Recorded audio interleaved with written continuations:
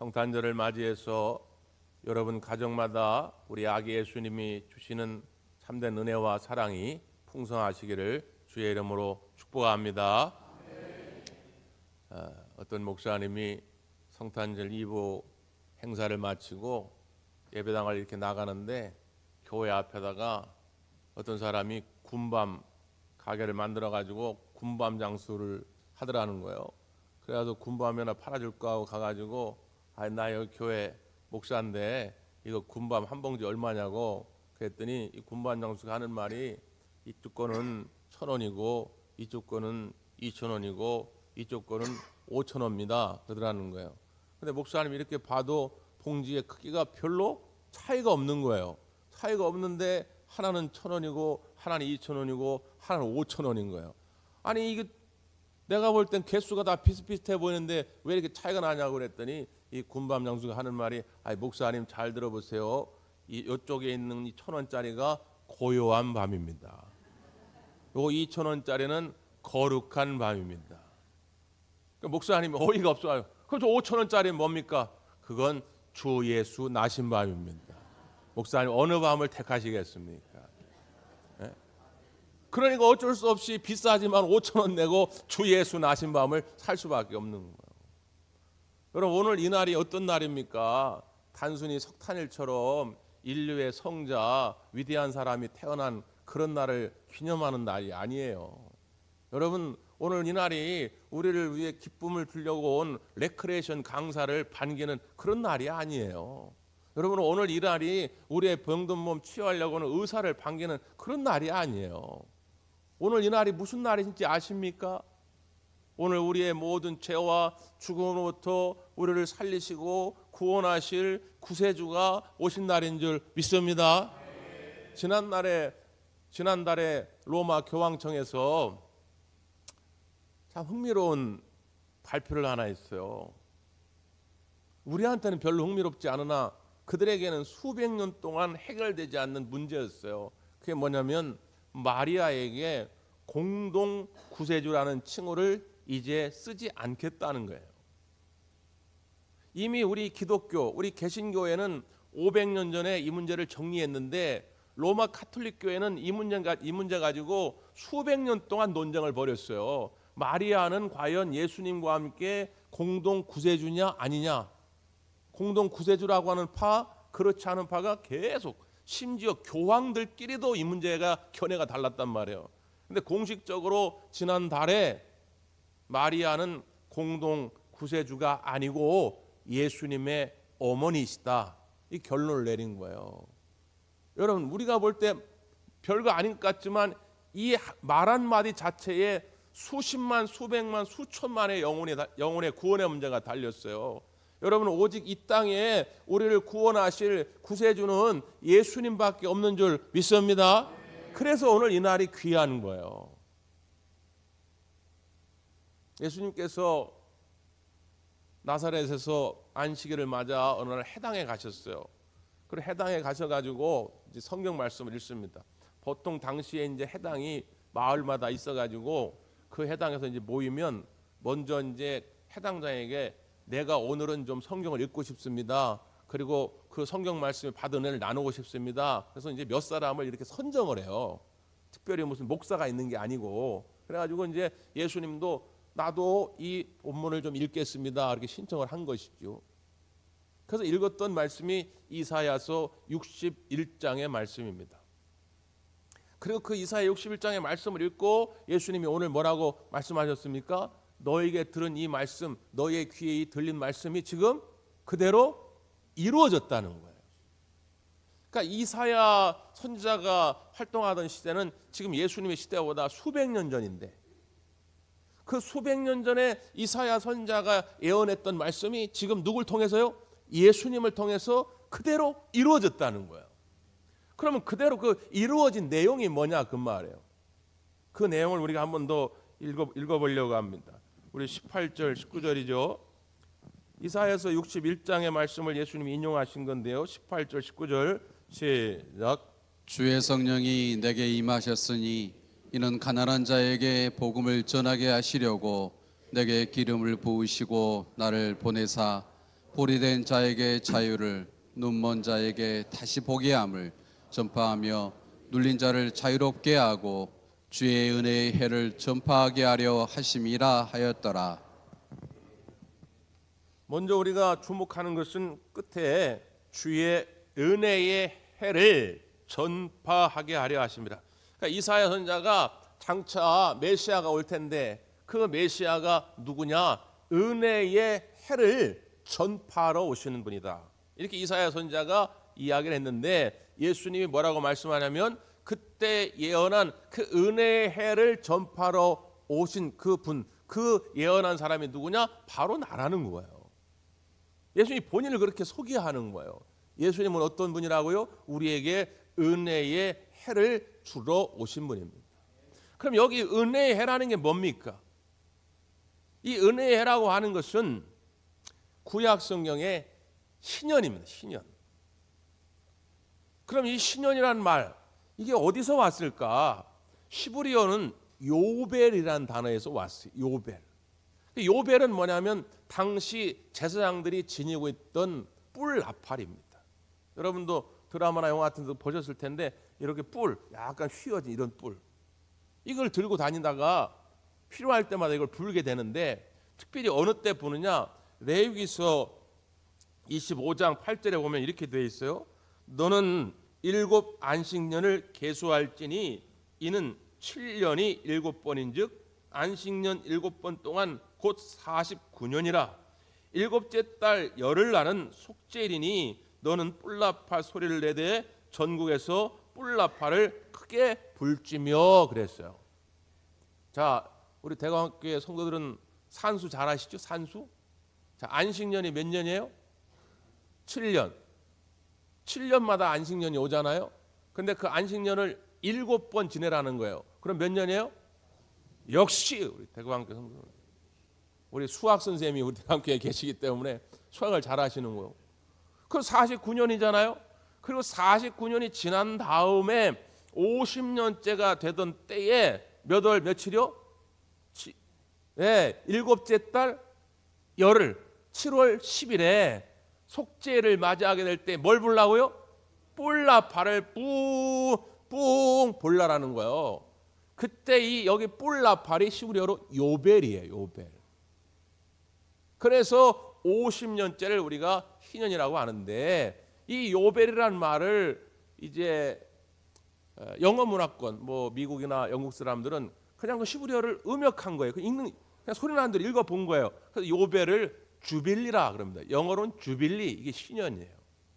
근데 이 말을 이제 우리나라 사람들이 이제 번역을 해야 될 거 아닙니까? 우리 선조들이 번역을 해야 되는데 단순히 나팔 이렇게 하면 우리나라 사람 이해를 못 하는 거예요. 이 신년의 의미를 나팔로 번역하면 이해를 못 해. 요벨 그냥 주빌리 이렇게 써버리면 또 이게 무슨 말인지 잘 알지를 못하고 그러니까 우리나라 사람들 감성에 그냥 한 번에 쏙 들어오게 이 말을 번역할 수 있는 단어가 없을까 하다가 찾아낸 게 한자의 복희자예요. 복희자. 그럼 복희자는 어떻게 됐냐? 좌변 부수가 보일시자예요. 그리고 우변 기쁘리자입니다. 근데 이 보일시자가 언제 쓰이느냐? 신주나 제사를 표현할 때 쓰이는 단어이기도 해요. 옛날 우리 선조들이 이렇게 자기들이 믿는 신이 있지 않습니까? 그 신에게 제사를 드리면서 막 기뻐한단 말이에요. 그게 그들은 옛날에 복이라고 하는 거예요. 그러니까 우리 선조들이 번역할 때 이 단어를 쓰면 당시 우리 선조들이 이 신년의 개념을 한 번에 알아듣겠구나. 그래서 이걸 쓴 거예요. 그래서 당시 성서학자들 지금 우리는 어떻게 받아들이냐? 희년이란 뭐냐? 하나님 앞에서 예배하면서 느끼는 기쁨이에요. 성경은 그걸 복이라고 말한다는 거예요. 다시 말하면 오늘 이 예배당이 여러분에 나와서 여러분이 하나님 앞에 예배할 때 느끼는 기쁨이 있지 않습니까? 그 하나님 앞에서 느끼는 그 기쁨이 진정한 복이 될 줄 믿습니다. 그래서 희년이라는 거예요. 그럼 희년이 선포되지 않을 때는 뭡니까? 하나님의 임재를 경험하지 못하는 거예요. 하나님이 살아계신지 하나님이 나와 함께 하시는지 하나님이 나를 도우시는 분인지 알 수가 없는 거예요. 근데 우리 예수님이 내가 은혜의 해를 너에게 주러 왔다, 신년을 너에게 주러 왔다, 하나님 앞에서 예배하면서 느끼는 그 기쁨, 그 복을 내가 너에게 주러 오셨다는 건 뭐냐? 예수님이 곧 하나님의 임재를 경험할 수 있도록 우리에게 오셨다는 거예요. 하나님이 보이지도 않습니다. 만질 수도 없어요. 어떻게 만날 수도 없는데 그 영의 존재였던 하나님이 육신의 모습을 입고 이 땅 가운데 오셔서 이제 우리가 눈으로 볼 수 있게 됐고 만질 수 있게 됐고 같이 식사도 할 수 있게 되었다, 그 말이죠. 그래서 이 성탄절은 눈에 보이지 않던 하나님을 우리 눈으로 볼 수 있게 된 사건입니다. 사랑하는 성도 여러분, 비록 2000여 년 전이지만 오늘 여러분 믿음의 눈을 가지고 이 자리에 우리 가운데 오신 예수님을 만날 수 있기를 바랍니다. 예수님을 보면 하나님이 보이는 거예요. 예수님의 말씀을 들으면 하나님의 음성을 듣게 되는 것입니다. 자, 그러면 예수님이 이렇게 말씀하는 거예요. 내가 온 이유가 있는데, 첫 번째 18절만 한번 다시 읽을까요? 18절 시작.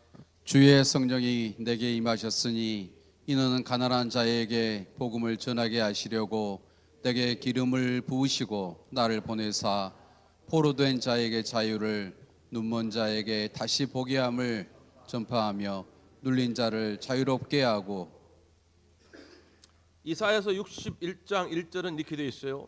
주 여호와의 영이 내게 내리셨으니 이는 여호와께서 내게 기름을 부으사 가난한 자에게 아름다운 소식을 전하게 하려 하심이라. 오늘 누가복음에는 가난한 자에게 무엇을요? 복음을. 그 이사야서 61장에 보면 가난한 자에게 무엇을요? 아름다운 소식을 전파하게 하려 합니다. 예수님의 오심은 가난한 자에게 복음이 전파되고 가난한 자에게 아름다운 소식이 전파되는 것인데, 그렇다면 여러분에게 묻습니다. 여러분은 부자입니까? 가난한 자입니까? 부자라고 그러면 또 건축원금 많이 내라고 겁나셔서 그런가 본데, 아니, 여러분은 부자입니까? 가난한 자입니까? 이게 헷갈리잖아요. 분명히 예수님은 가난한 자에게 복음을 전하러 오셨다, 그 말이에요. 가난한 자에게 아름다운 소식을 전하러 왔는데, 그러면 나는 부자냐 가난한 자냐 고민이 되잖아요. 탈무드에 이런 얘기가 있어요. 그 마을에 부자가 있고 가난한 자가 있는데 둘 다 고민이 생겨가지고 그 마을에 유명한 랍비를 찾아갑니다. 상담하러 간 거예요. 마침 먼저 부자가 먼저 상담을 하러 들어갑니다. 이 가난한 자가 뒤에 기다려요. 그 부자가 그 랍비와 상담을 하다가 1시간이 넘게 시간이 걸립니다. 그래서 한참 있다가 나오게 되는 거예요. 그리고 이제 가난한 자도 들어가서 그 랍비에게 이런저런 자기 인생의 고충을 이야기합니다. 근데 그 상담이 10분도 안 돼서 끝나는 거예요. 그래서 이 가난한 자가 화를 냅니다. 랍비님마저 저희를 차별하는 겁니까? 아까 저 부자는 1시간이 넘도록 랍비님과 상담을 했는데 나는 가난하다고 해가지고 이렇게 10분도 안 돼가지고 이 상담이 끝나는 겁니까? 그러니까 그 랍비가 그런 얘기를 합니다. 그게 아니고 당신이 가난하여서 하나님의 도우심, 하나님의 임재를 사모한 그 결단을 하는데 5분도 안 걸렸지만, 아까 그 사람은 자기가 가난하다는 사실을 알지 못하기 때문에 자기가 가난하다는 사실을 깨닫게 하기까지 1시간이 넘게 걸렸다고. 그걸 깨달아야 하나님의 도움을 구하고 그걸 깨달아야 하나님의 임재를 구할 텐데, 그 부자는 교만하여서 그걸 알지 못하기 때문에 그걸 깨닫게 하는데 1시간이 넘게 걸렸다. 여러분이 정말 가난한 자라고 하면 하나님의 임재를 구할 것이고 하나님의 도우심을 구할 것입니다. 그러나 나는 가진 것이 많아가지고 더 이상 하나님이 필요 없다, 나는 하나님 없이도 살 수 있다, 그러면 그 사람이 진짜 부자인데 그 사람은 자기가 가난한지를 모르는 부자다, 그 말이에요. 사랑하는 성도 여러분, 우리는 하나님 없이는 안식함을 얻을 수 없는 줄 압니다. 하나님 없이는 구원함을 얻은 줄 압니다. 그러므로 우리 모두가 다 가난한 자가 된 것이죠. 오늘 이 아침에 하나님의 임재를 구하는 가난한 자들이 되시기를 바랍니다. 물론 예수님은 실질적인 가난한 자들을 많이 도왔습니다. 예수님 시대에 사람들로부터 무시당하고 멸시받던 많은 가난한 자들, 병든 자들, 세리와 창기들, 죄인들, 이들을 예수님은 늘 가까이 하셨던 것이죠.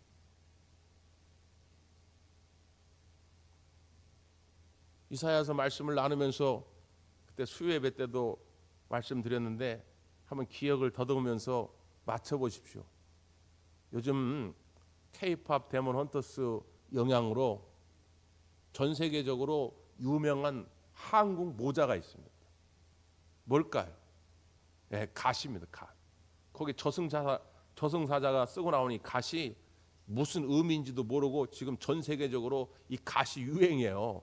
우리나라 와가지고 이 갓을 한번 쓰고 사진 찍는 게 굉장히 젊은이들 사이에 유행처럼 번져 있거든요. 근데 이 갓의 멋이 어디 있냐면 갓의 챙을 보면 챙이 똑바르지도 않고 그렇다고 해서 꺾여 있지도 않습니다. 챙을 보면 살짝 둥글게 돼 있어요. 살짝 둥글게. 예? 근데 이게 보통 기술이 아닌 거예요. 근데 이게 오래 쓰다 보면 요 살짝 둥그스름한 게 이게 주저앉거나 꺾이거나 그럽니다.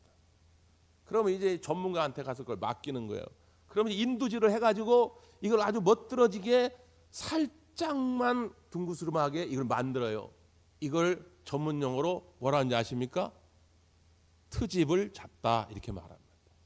이게 트집 잡는 거예요. 네? 그 챙을 이렇게 멋있게 살짝만 둥그렇게. 그런데 어느 날 선비가 이 오른쪽이 뭔가 문제가 생겨가지고 이거 트집 좀 잡아주세요 하고 맡기고 그 다음날 찾으러 갔는데 그 장사꾼이 말이지 오른쪽뿐 아니라 왼쪽까지도 만져놓은 거예요. 왼쪽은 멀쩡했는데 왜 그렇게 했겠어요? 돈을 2배로 받으려고. 오른쪽만 트집을 잡으면 되는데 왼쪽은 멀쩡했는데 왼쪽까지 해놓은 거예요. 그리고 돈을 2배로 달라고 그러는 거예요. 그때 쓰는 말이 뭐예요? 생트집을 잡아놨네. 그러는 거예요. 생트집. 이래서 나온 말이에요. 생트집 잡는다는 말이. 예수님께서 가난한 자들을 사랑하시고 병든 자를 사랑하시고 포로된 자를 사랑하시고 눈먼 자를 사랑하시고 옥눈인 자를 사랑하셔서 늘 그들과 함께하기를 원하셨고 그들을 치유하기를 원하셨는데 그때 당시에 많은 기득권층들은 소위 말하는 종교 지도자들이 예수님께 대해 생트집을 잡는 거예요. 생트집을 잡는 것입니다. 그런 보통 사람 같으면 견딜 수가 없는 거예요. 왜냐하면 그런 생트집에 자기도 같이 매몰되어서 자기도 죄인 취급받고 자기도 창기 취급받고 자기도 가난한 자 취급받을 수 있기 때문에 계속해서 그것을 지켜나가기가 쉽지 않은 것입니다. 그럼에도 불구하고 예수님은 끝까지 자기 길을 가신 거예요. 왜? 그것이 우리 가운데 오신 목적이기 때문에. 지금도 마찬가지입니다. 다른 사람들은 부끄러워서 나를 떠날 수도 있고 나랑 있으면 손해나서 나를 떠날 수 있을지 모르지만 예수님이 끝까지 나와 함께 하시기 위해서 임마누엘의 하나님으로 우리 가운데 오신 줄 믿습니다. 그래서 오신 날이 이 성탄절이라 그 말이에요.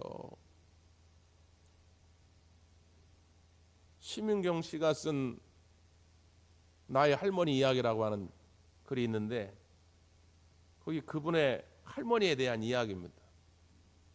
그 할머니가 1905년생인데 을사늑약 있던 때에 태어나셔가지고 일찍 결혼을 했으나 남편이 금방 돌아가시고 홀로 4남매를 키웁니다. 그러다 6.25를 겪어요. 여러분 생각해 보십시오. 혼자서 그 전쟁통에 4남매를 키운다는 게 얼마나 힘들겠습니까?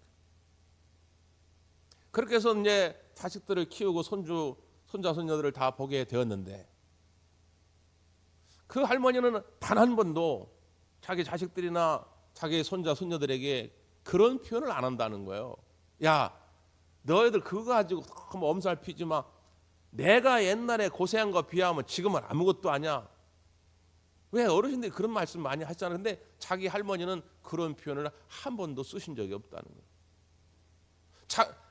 당신이 그 고생한 거에 비하면 지금 젊은 자녀들, 젊은 손자, 손녀들이 겪는 거는 아무것도 아닐 텐데도 불구하고 그 할머니가 늘 쓰던 말이 있다는 거예요. 그게 뭐냐면 장이요. 이건 충청도 사람들만 이해할 수 있는 말이에요. 장하다라는 말을 충청도 사투리로 장이요 그러는 거예요. 어렸던 이 손녀딸에게, 입시에 지쳐있던 자기에게, 취업 문제로 고민하던 자기에게, 인생에 고민이 있을 때마다 그 할머니를 찾아가면 할머니는 늘 하는 말이 장이요. 여러분, 오늘 이 아침에 우리 주님이 우리를 어루만지시면서 해주시는 말씀입니다. 장이요. 옆 사람에게 한 번씩 해보시오. 장이요.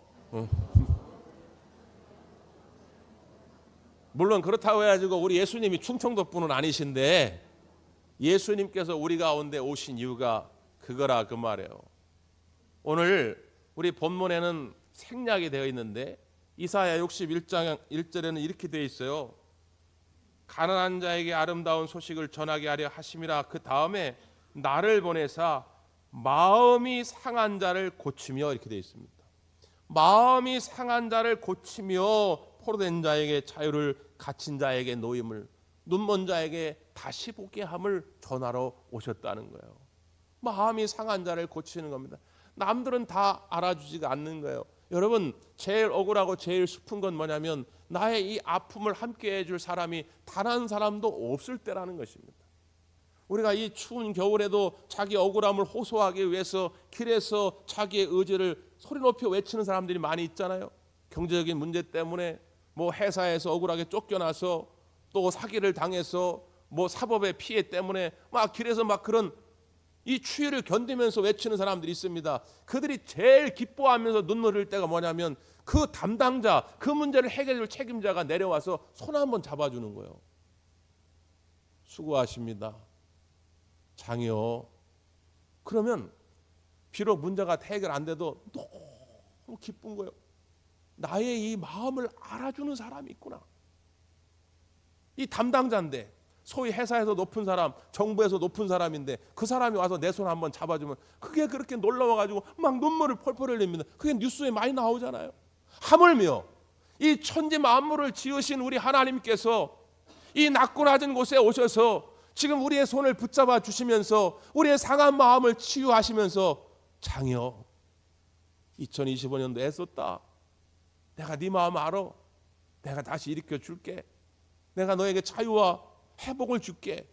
그러기 위해서 우리 가운데 오신 날이 바로 이 날이다 그 말이에요. 그래서 오늘 우리가 이 성탄절에 신년, 이 신년의 나팔을 부는 겁니다. 오늘 이 주님이 주시는 이 기쁨이, 이 주님 주시는 평강이 오늘 이 아침에 여러분 가운데 가득하시기를 간절히 바랍니다. 기도하겠습니다.